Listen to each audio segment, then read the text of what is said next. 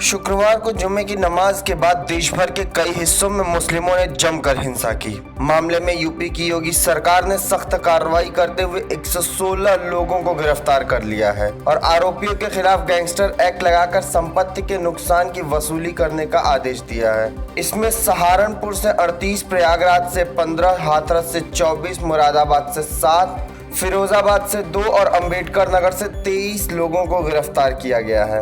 वहीं सबसे ज्यादा हिंसक प्रदर्शन झारखंड की राजधानी रांची में देखने को मिला, जहां एसएसपी समेत कई पुलिसकर्मी घायल हो गए हैं, जिसके बाद पूरे इलाके में कर्फ्यू लगा दिया गया है। जबकि कोलकाता के हावड़ा में हुई हिंसा में बमों का भी इस्तेमाल किया गया, जिसके बाद 13 जून तक वहां इंटरनेट सेवाएं रद्द कर दी गई हैं।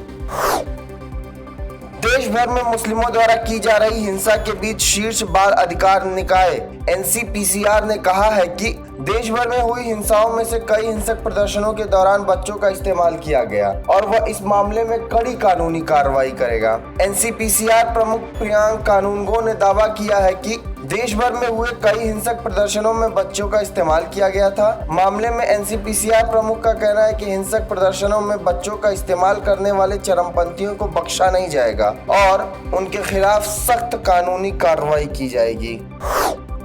राज्यसभा की 16 सीटों के लिए हुए मतदान की गणना के बाद राजस्थान में कांग्रेस ने 3 और भाजपा ने 1 सीट जीती है, जबकि कर्नाटक में वित्त मंत्री निर्मला सीतारमण समेत भाजपा के 2 अन्य उम्मीदवारों ने जीत दर्ज की है, जबकि कांग्रेस सिर्फ एक ही सीट पर जीत दर्ज करने में कामयाब रही है। राजस्थान में क्रॉस वोटिंग के चलते भाजपा ने अपनी विधायक शोभा रानी कुशवाहा को निलंबित कर दिया है। हरियाणा में भाजपा के कृष्ण लाल पंवार और भाजपा जजपा समर्थित निर्दलीय कार्तिकेय शर्मा विजेता घोषित किए गए, जबकि महाराष्ट्र में भाजपा के 3 और एमवीए के 3 उम्मीदवारों ने जीत का परचम लहराया।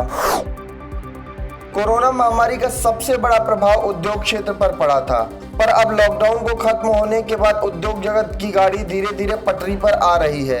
यही वजह है कि औद्योगिक उत्पादन में बढ़ोतरी देखने को मिल रही है। राष्ट्रीय सांख्यिकी कार्यालय के अनुसार अप्रैल माह में इंडस्ट्रियल प्रोडक्शन में 7.1% की अच्छी बढ़ोतरी हुई है।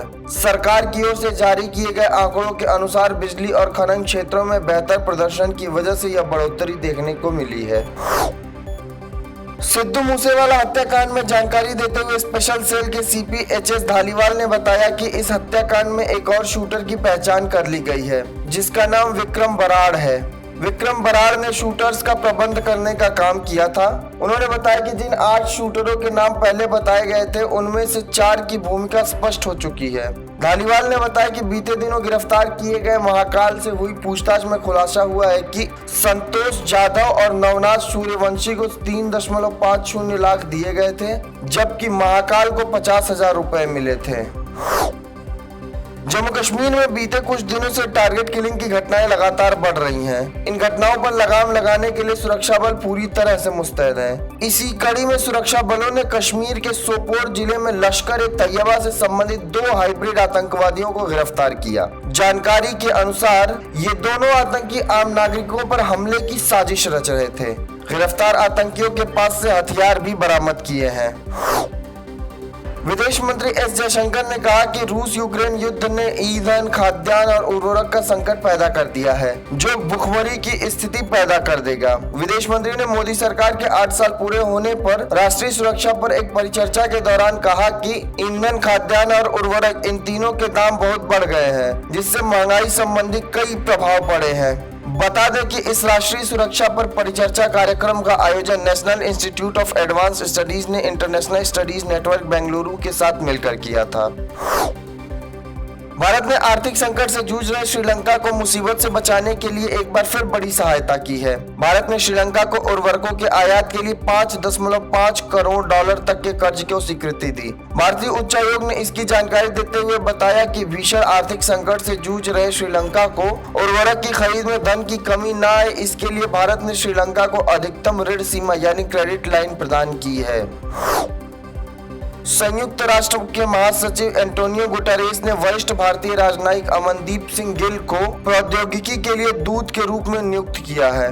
इस अवसर पर गुटारेस ने नवनियुक्त तकनीकी राजदूत अमन सिंह गिल की सराहना करते हुए कहा, अमनदीप के पास डिजिटल प्रौद्योगिकियों का गहन ज्ञान उपलब्ध है। इसके अलावा वे डिजिटल टेक्नोलॉजी की भी ठोस समझ रखते हैं। बता दें कि अमनदीप 2018 से 2019 तक डिजिटल सहयोग पर संयुक्त राष्ट्र महासचिव के उच्च स्तरीय पैनल के कार्यकारी निदेशक और सह प्रमुख भी रह चुके हैं। शंग्री-ला डायलॉग से अलग हुई बैठक के दौरान चीन के रक्षा मंत्री वेई फेंगे ने अपने अमेरिकी समकक्ष लॉयड ऑस्टिन से साफ कह दिया कि अगर ताइवान ने आजादी की घोषणा की तो चीन की पीपुल्स लिबरेशन आर्मी युद्ध शुरू करने से नहीं हिचकेगी।